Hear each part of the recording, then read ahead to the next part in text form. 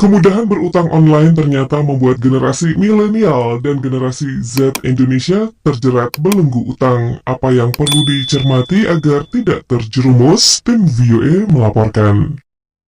Laporan berjudul 2024 State of Mobile yang dirilis perusahaan riset data AI Januari lalu membuat dunia internasional melirik Indonesia. Laporan itu menyebutkan Indonesia memimpin dunia dalam penggunaan aplikasi seluler.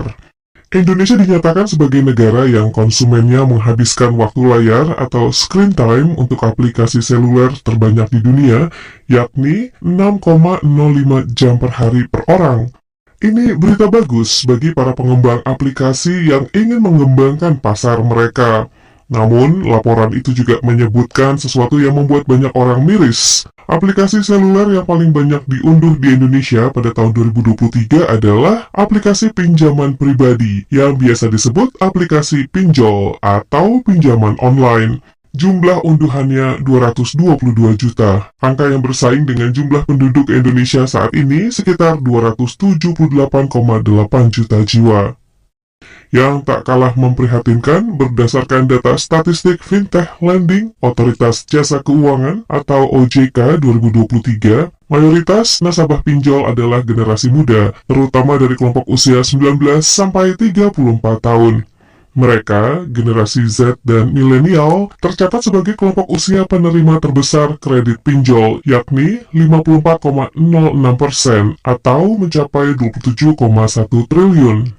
Direktur Ekonomi Digital Center of Economy and Law Studies atau Silios, Nailul Huda mengaku tak terkejut. Ia mengatakan penyebab utamanya adalah perilaku konsumtif mereka yang tak diiringi peningkatan pendapatan yang signifikan, terutama untuk memenuhi kebutuhan yang sifatnya leisure seperti menonton konser, jalan-jalan, dan membeli perangkat elektronik baru termasuk ponsel. Data OJK tahun 2023 sendiri menunjukkan 65% dari total uang yang disalurkan aplikasi pinjol digunakan bukan untuk memenuhi kebutuhan primer.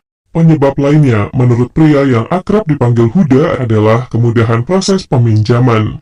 Para calon nasabah hanya perlu menyiapkan KTP dan akun platform digital untuk bisa langsung dapat pinjaman di platform tertentu tanpa ada pemeriksaan kemampuan bayar yang lebih valid. Ya ada 1 jam mereka bisa ACC untuk platform tertentu, bandingkan dengan kartu kredit. Ketika mereka mengajukan kartu kredit, itu prosesnya bisa memakan waktu sampai 2 minggu. Mengapa bisa semudah itu? Menurut Huda, berbeda dengan perbankan yang mengandalkan data transaksi pembayaran, aplikasi pinjaman online menggunakan data-data alternatif untuk mengukur kemampuan membayar seseorang atau credit scoring seperti catatan transaksi e-commerce, catatan Google Map, dan catatan telekomunikasi. Credit scoring yang dilakukan oleh perusahaan pinjaman online itu saya rasa perlu diperbaiki, dan itu hal yang krusial untuk memperbaiki dari kualitas peminjamnya. Huda juga menyebutkan keakraban kedua generasi ini dengan dunia digital, termasuk teknologi finansial, fintech, sebagai pemicu lainnya. Prita Gozi, pakar keuangan sekaligus CEO Zep Finance, membenarkan hal itu. Memang generasi ini sangat melek teknologi, sehingga berbagai kemudahan dari teknologi pinjaman digital, seperti pinjaman online, pay later, dan lain-lain, itu mereka paham banget dan sangat mudah untuk mengajukannya.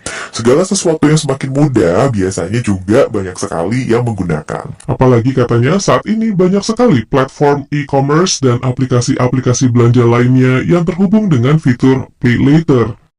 Walhasil, banyak di antara mereka dalam kelompok umur generasi Z dan milenial yang cenderung menggampangkan masalah utang bila sudah menginginkan sesuatu. I'll do it now, I'll pay later. Soal menggampangkan ini dibenarkan Yuda, bukan nama asli, yang mengaku terjerat utang pinjol hingga lebih dari 200 juta rupiah. Pegawai perusahaan pengembang website di Jakarta ini mengaku keranjingan gadget teknologi. Pria lajang berusia 28 tahun ini selalu tergiur dengan perangkat komputer baru dan tak sungkan untuk memilikinya meski uang untuk membelinya belum ada di tangan. Aplikasi paylater memungkinkan itu, tapi setelah dipikir-pikir, banyak gadget yang sebetulnya tidak saya butuhkan dan sudah terlanjur saya beli. Menurut data AI, aplikasi pinjol yang paling banyak diunduh pada tahun 2023 adalah Akulaku dan Easy Cash. Temuan ini senada dengan hasil survei yang dilakukan lembaga riset dan penyedia data Populix yang dirilis September 2023 yang menyebutkan Akulaku, Kredivo, Easy Cash sebagai 3 terbesar.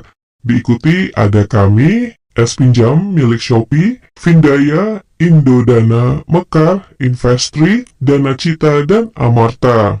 Data statistik OJK juga menyebutkan, generasi Z dan milenial tidak hanya tercatat sebagai kelompok usia penerima terbesar kredit pinjol, tapi juga kelompok usia penyumbang utama kredit macet pinjol.